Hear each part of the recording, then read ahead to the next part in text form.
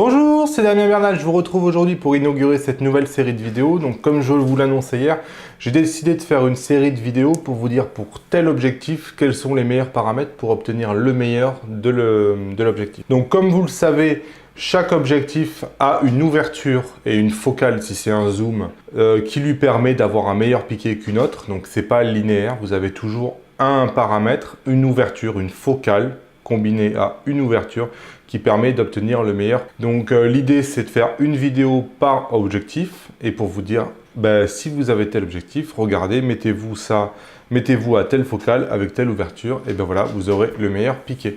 Et l'idée aussi c'est de préciser la distance minimale de focus parce que c'est quelque chose qui n'a pas l'air clair d'après ce que je vois dans certains mails. Donc voilà, j'ai décidé de l'ajouter.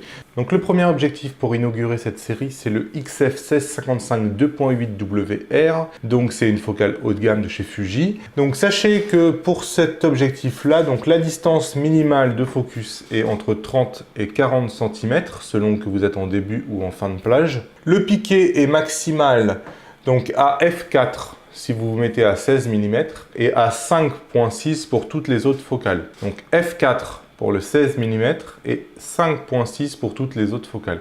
Donc ça permet de voir par exemple que souvent on dit que le piqué est maximal à 8. C'est pas toujours le cas, c'est une règle un peu générale, mais on va voir que objectif par objectif, c'est pas toujours le même. Et ensuite, autre chose à savoir, si vous cherchez au centre le piqué maximal pour cet objectif-là, il ne va pas être atteint à 5.6 ou à 8. Le piqué maximal au centre, sous-entendu, que les bords aient une image avec un piqué un tout petit peu moindre, c'est pas grave, on veut juste le piqué maximal au centre. Sachez qu'il est obtenu à 16 mm à 2.8. Donc le meilleur piqué obtenable avec cet objectif, c'est à 16 mm à 2.8.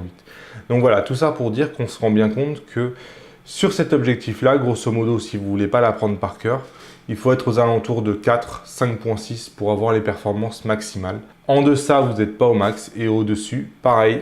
Voilà, si vous avez trouvé cette vidéo utile, laissez-moi un pouce levé vers le haut. Si vous venez de découvrir la chaîne, abonnez-vous. Je vous parle de Fujifilm en général. Vous avez ma tête pour vous abonner. Cliquez sur la cloche en bas pour être prévenu des nouvelles vidéos. Et moi, je vous retrouve dès demain. Salut!